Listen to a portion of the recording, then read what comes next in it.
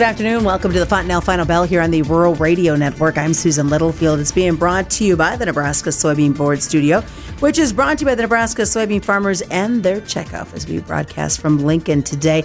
Lots of things we're going to look at in the market today and some extended thoughts as well, especially as these rains are moving, not moving through the area. What is that going to mean for this crop as we see the continued second half of the month of June? Did we get a normal spring bounce in the markets? And really, how is the soybean and the corn market looking right now? Jeff Peterson is joining us with Heartland Farm Partners and lots of things to check out. So how would you describe, I love this, the current state of the corn market? It sounds like we're giving a political address, but what do you see in it? Well, what's interesting about it right now is if you think about it, we've just been bouncing along kind of sideways with a slight upward bias on the corn market. Soybean market's been actually doing a little better. It's been going up quicker than what we've seen on the corn side. But if we sit back and think about the state, really, and that's what I like to call it, kind of the current state. It's our situation in the corn market. We've got the fund short, and that's creating an overall environment. We've got enough old crop stocks that ultimately nobody's too concerned, and we've got the prospect of plenty of stocks going forward, depending on what the planting acreage report tells us at the end of the month. And when we bring that all together, we really come down to, Susan, it's really going to take some weather to go ahead and bounce this market higher. And then we've got some rains coming in. We've got probably, I've never seen bigger differences between the GFS model and the European model in regard to what the forecast is like, not only for the storm we have right now that's coming through, but also what it's going to be like down the road in 7 days. So that's just creating a lot of apprehension. If you notice in the market, we'll trade a little higher, we bounce back a little lower, and we just can't get a definitive action either higher or lower at this time. You know, when Monday's report came out, I think it was maybe caught a few by surprise because it was a big drop in some states when it came to the corn condition, and they weren't maybe expecting that. Oh, I would agree completely. Going into Monday, what everybody was really kind of thinking is that, we'll be steady, maybe even one higher, and then all of a sudden you come in, you see the national numbers, and you see it down 4% on the good to excellent side. And then you see Nebraska's number down 12, and everybody kind of steps back and goes, oh, wow, what's going on? And in a normal situation, we would have probably ended up seeing that market gain a little bit more strength. But what did we have right on the heels of that report? This uncertainty about the weather forecast and these rains. And it reminds me a lot of 2016 and actually June 17th. I remember going home on that Friday, and it looked like that market was going to take a bounce higher. And then all of a sudden the rain started. Now, I don't think we're quite in that same place, but it does bring back some memories of that. Is it true that Minnesota and Wisconsin are really kind of the breadbasket growth good spots right now? Well, what's really interesting about that is there's parts of Minnesota that are that way. And as a matter of fact, we've got an office west of Minneapolis, and actually out there it's extremely dry. And we were just talking in our meeting this morning that actually some of the corn yesterday was rolling and actually kind of getting that silvery tint to it. So there's parts of Minnesota that aren't doing great. The southeast corner, though, that spills over into Wisconsin, they are doing pretty well. Which is kind of, I hate to say it, but it's nice to see them getting some benefits because they've struggled in the last couple of years with the crops. They really have. They definitely have. So what about soybeans? What's the market looking like for you for there? Soybeans are actually doing a little better. They've been bouncing up. They've had a nice run higher here. They're actually a little more competitive on the export side. We're seeing some cheaper numbers here in the U.S. than what we're seeing offered out of South America. And on top of that, everybody's looking and saying, Lighthizer comes out yesterday and talks about the fact that, we're on pace, or everybody, both parties, the U.S. and China, are committed to meeting the Phase 1 trade deal. And so as a result of that, there's some hope down the road that we could see some stronger export demand. And really what's interesting as we dig into those numbers deeper on the export side, Susan, it's the new crop purchases are kind of reminiscent of what we've seen in the past. Before we ended up seeing some of our trade dispute with China going on, we're actually seeing some higher numbers coming for that 20 crop than what we're seeing on the 19. So they're starting to buy. They, being China, are buying some more bushels, and that's good to see out there in the deferreds. Obviously, kind of hoping on a wing and a prayer at this point. Yeah, exactly. The big question out there, they don't necessarily have the demand coming necessarily from the pork side because of the problems they've had with African swine fever. Even though their numbers are improving, the question really comes in is that are they wanting to go ahead and build those stocks? Do they see these prices cheap enough that they could step in and build their inventory for the reserve? So why didn't we get that normal spring bounce we usually have? That's a question that we have a lot of people asking us. And if you think back, normally everybody, especially if you're a seasonal seller, you may not even got a chance to sell anything this year because you were waiting. This year reminds me a lot of 2010 on the price action wise, where we actually had some of our higher prices in December into January, and then for the most part trended lower all the way down until we got into the summer months. And when we sit back and think about this, starting first on corn, I think the reason we didn't get a bounce is we had plentiful stocks. And we also knew that the situation, we had plentiful stocks even though we had all these prevent plan acres that could get pulled in. So it was a situation that could be kind of corrected. And the funds latched onto that early, and they sold that market, and they kept pressure on that market all the way through, and they didn't really ever let off much. And I think that pressured the market down. We knew we had plenty of acres. We got into really the planting intentions report in March, and everybody says, there's enough acres. And then we started hearing talk of the 3 billion plus ending stock numbers for the 20 crop, and it just never gave us a chance. There was never a reason to bounce that market. And here we are right now. Real quick before we have to head to break, looking at the export demands, I know you kind of alluded to a little bit on the soybean side, but for corn, how are things looking? Well, corn, I think we're on pace good enough to hit the export numbers. We're going to start losing because of the competition from Brazil and Argentina, so our numbers aren't going to look real good going forward, but I think we're still on pace to hit our numbers that USDA's laid out for us. All right, well, we'll expand on that more when we come back. Stick around. We do have a lot more coming back here on the Fontanelle Final Bell. We'll talk about more demand and what we're going to see, especially for this ethanol industry as folks are wanting to get back in the vehicles. Cabin fever is affecting all of us. More's coming up. It's the Fontanelle Final Bell on the Rural Radio Network. Welcome back to the Fontanelle Final Bell here on the Rural Radio Network. I'm Susan Littlefield as we continue our conversation with Jeff Peterson of Heartland Farm Partners. So before we left, we were talking a little bit about Brazil and what we were seeing and the pressure that's still going to be coming from them as they continue to get this crop out of the ground. And how is that Safrinha crop? Well, so far, I think everything looks okay going on down the road down there.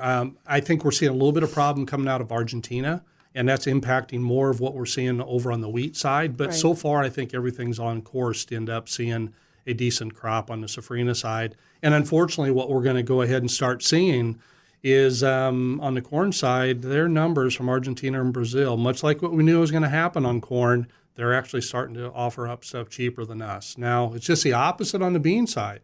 We're 40, 50 cents a bushel cheaper on the offers, and you think about that starting here now and as we move forward on into July and August, and then we have kind of an open window all the way until we get over, I'd say, until January, February. So I think we could see some really good soybean export numbers. We're actually seeing that actually spill back into the interior, back in the elevators. We're seeing some decent basis levels being offered.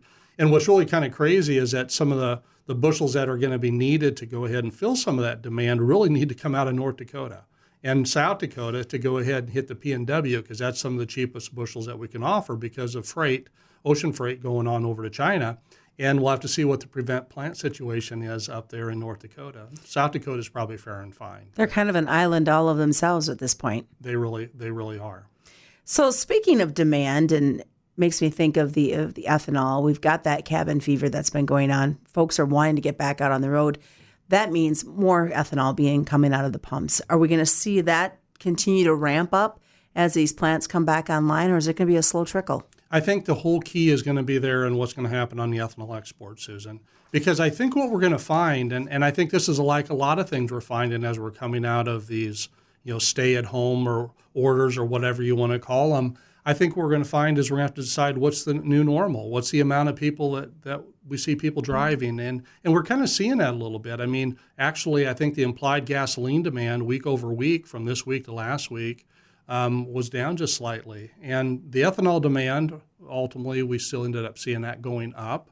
We've seen more production, but it's not going up at a great rate, really quick, as fast as we'd like to see. So I think what we have to think overall is that we're just not going to have as big a demand blending into the gasoline side. But what our numbers would suggest, though, is that when we look at what's being produced, we look at how the stock drawdown's going, we're getting some exports, and I think we're going to see some more exports. As a matter of fact, yesterday, China was rumored to be looking for some ethanol, and that would be great if they would do that. Whatever happened to that shipment? It made a big splash, no pun intended, into the news of ethanol going to China, and then it just kind of evaporated. Yeah, that's a great question. I don't have a good answer for you, Susan. All right. So what's it going to take to get these markets to move higher from here? Well, I think the biggest thing is, as much as I'd like to think that it's some factor other than weather, honestly, Susan, it's all down to weather. And in particular, it's down to heat and dryness. And, we kind of had the start of that happening from what we've had in the southern plains up through the northern plains. As a matter of fact, for Lincoln, we've really got off to probably one of our warmest starts that we've had, if we just look at what the average temperature is, and also look at the number of days over 90 for the first part of June. And it's really going to take more of that. It's going to have to take to a point where the funds think that it's going to go ahead and ultimately hurt the yield, or just the thought that it could hurt the yield. That's what it's going to take for us to bounce this market. Is it still going to take the pressure of dryness in Chicago and hot concrete to really have a weather-related effect? Well, that always definitely helps a lot. And speaking of that, one of the items is that some of the best moisture looks like it's going to fall here in the western Corn Belt, or maybe better said west of the Mississippi. And actually, there's a few areas we're seeing pop up in Indiana that are getting a little dry. Illinois is showing a little more dryness, and they're going to have a few more days here of heat before this moisture comes in. So I think as we think about condition ratings, and that's the other part we have to look at, the funds would like to see condition ratings continue to go down before they'd like to continue to buy this market and move it higher. I don't know if folks can hear it in the background, but it is raining here right now, and it's great to hear the rain and know that these crops that are desperately needing it are getting some moisture right now. Most definitely. And a weather-related market. I think what it was last time you and I were on, we were talking weather-related market. Oh, it's going to be a while yet. Yeah. And it quickly came in, I think, with the heat that we saw. And really the whole upper Midwest has been getting that heat. Very much so. It really has. So what else are we going to have to look at as we get ready to wrap up the final bell to get us through the rest of this week? Well, I think the thing that we have to really look at is we do have to take a look at what's the weather going to happen in regard to how much moisture is going to fall out of these storms. And then I think we have to look at what's the crop condition rating is going to look like as we come into Monday. And we're thinking they're going to be stable to maybe slightly lower. So I think the weather and that's going to be the main thing. All right. What's the best way for folks to get a hold of you, Jeff? Give me a call at 402-366-4694. Check us on the web at heartlandfarmpartners.com or follow me on Twitter at JeffPeterson01. I encourage you folks to follow along with us. We're going to have an extended version. We've got some ARC and PLC stuff to talk about. That will be coming up online. And, of course, the Fontanelle Final Bell is being brought to you by Fontanelle Hybrids and all their local dealers. Just remember that these markets do cause risk and are not suitable for all investors. It's the Fontanelle Final Bell on the Rural Radio Network. Well, welcome back. It's an extended version and kind of after the bell, a final bell, as we continue our conversation with Jeff Peterson with Heartland Farm Partners. We appreciate you joining us here online. And lots of things. We talked, obviously, during the Fontanelle Final Bell today about the weather and the effects that we were going to see on the long term and getting prices to come about. But we need to look at the bigger picture. There's a lot of decision making that is going to have to go on, especially when guys are sitting down, going to their FSA, looking at all this paperwork and trying to decide how does one market in the conditions that we're in with these other options that are available in front of them. Yeah, and it is a hard decision. And this year, it's really hard. And I think it's been hard all year, Susan. And so if you really sit back and think about the difference on how to make that marketing decision, let's kind of set the table. What we've got is for most people, we've got prices that are below break evens. And so everybody before had always kind of used a trigger, well, if I can get above break even, I'll sell. And then we've got the whole prospect of everybody's hoping that we get a weather bounce and moves us higher. But I think the thing that we have to really think about is, but what if it doesn't? What are we going to do? How could we be okay selling here? Because if you sit back and think about it, if crops turn out and we get trendline yields, we could have some much lower prices down the road. So we have to take into account that break even. We have to take into account what's going to go ahead and pull that trigger for us if we're below our break evens. And then we have to factor in some things we haven't had to think about, that maybe we can't get to our break even unless we include some of those program payments we'll talk more about. So I know it's asking you to look in your crystal ball, but do you have any ideas of where we could be this fall when those combines first start rolling? Well, a few things we want to kind of lay out there on the table is that, our assumption going in is that We think we'll probably move a few acres from corn over to soybeans, maybe 2 to 3 million acres. So we'll lay that out there. We think the weather's good enough yet to still get trend line yield, so we lay those things out. We don't see any major differences on the demand side. So what we're really looking at is probably close to 3 billion bushel carryout of ending stocks. And when we run through those numbers, we're talking about futures probably somewhere in the 275 to 280 level. And that's the futures price. That's not cash. So you have to take your cash price or your basis off that to get to your cash price locally. So looking at selling new crop corn, for example, how does making a decision this year compared to other years in past? I think the hardest part about it is the fact that for a lot of people, they never even got a chance to start because we haven't seen the normal seasonal pattern where we'd have a bounce in the market, so we haven't had that. We're also sitting here, and for most people, have ever had the ability to sell above break-evens all the way through this. And then I think the other thing is we have the prospects of going down into price levels that we haven't been to for, you'd have to go back in the early 2000s. So I think those are the things that come together that make this decision a lot harder. There's so many programs that are out there, and we've had extensive conversations with Administrator Richard Fordyce about what the FSA can do. And we know that there's been programs, the small business loans that are available that some ag producers have been able to qualify for. But when you look at ARC or PLC, is this something they need to really sit down and kind of factor into their marketing plan? I do think they're going to have to this year because that decision to sell, here's what I kind of know, Susan, is that if we don't factor in the ARC and PLC, unfortunately, I think most farmers, because of their concern that they have that if I sell here, I'm locking in a loss, okay? Because that's the way a lot of them are thinking about it. And I understand that completely.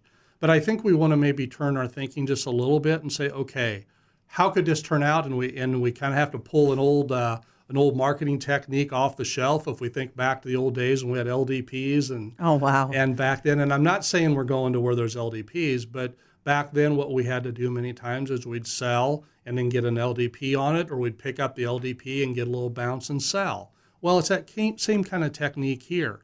What we're talking about selling is we don't think that selling here is going to give you a profit. We're not saying that for a moment, but what we do believe is depending on what you could collect for ARC or PLC payments, and it's going to be more PLC payments, you may be able to add that to your cash price and still end up with something that may be close to break even, or in some cases could actually be higher in break even. So we're able to get to a higher price. The other thing I think we have to identify and look at is this whole idea, this fear of missing out on a higher price. We know that that's very real, but I think the other fear that we haven't had people to deal with is the fear of locking in a loss. And so if people can get comfortable selling in these levels, if the weather makes us do that, collecting some money ultimately from the ARC or PLC and get us to a level where we're close to break even. But then if something changes, and this is where they have to maybe have a little bit more robust marketing plan to have the ability to come back in and buy a call or something if the market would bounce. So to not have to be worried about, I'm selling here and it's final and it's over. No, there's other techniques. And you can do that through your broker, or you can in many cases buy that call even through your local, grain buyer where you're selling your cash grain. So those are some of the key things I think we really have to think about, Susan. It's okay to be nervous though, right? Oh, most definitely. That nervousness is there, but what we don't want it to do is we don't want it to turn into fear, and we don't want that fear to paralyze them from not making a decision and just throwing their hands up, because there actually could be a good outcome if they would sell here and enroll and pick up some additional carry and manage some basis improvement, come in and add an ARC or PLC. It still could be an okay year, even with the situation we have here. But if we just sit in here and say, well, I'm not going to sell anything, prices drift way lower, then we get into a situation that really becomes devastating for us. Sounds like that's the point where they need to sit down with somebody like you. Yeah, they can sit down with somebody like us or just make sure that their marketing plan that they have is just a little more robust. Ask for a little coaching or a little help. They most definitely would go a long way. All right, there's the guys out there as we wrap this up going, I still have old crop. And maybe it's old crop 19. I'm hoping there is an old crop 18 out there, but you never know. These guys holding on to it, what do they need to be doing? Yeah, so let's break that apart. So we'll start on the old crop, like you mentioned. We'll start on corn, and then we'll go over to beans. So starting on that corn first, I'd say we're entering an area here where we need to let some of it go. It's not because I like the price, but it's because we've got this weather in front of us. So letting go a half of what you got I think is reasonable in here. And then looking at that other half in here and saying, okay, if this weather materializes and we get the rains and it looks like we got more rains coming, we're going to have to let go of the rest of it. And I know that's going to be really, really hard to do because it's going to feel like you're giving up. But here's the thing that I would say. Think about it. There's always a way to come back in if conditions down the road later go ahead and turn out, so we could always try to defend that. But having said that, if we sell this first bunch here and we still got half of whatever we're down to left, then the weather turns hot and dry, that'll give us a chance then to still sell what we have left at a higher price. So that's what we're looking at there. Over on the bean side, I would say follow a similar type pattern. All right, sounds good. Thanks, Jeff, for joining us after the final bell. Oh, you're welcome.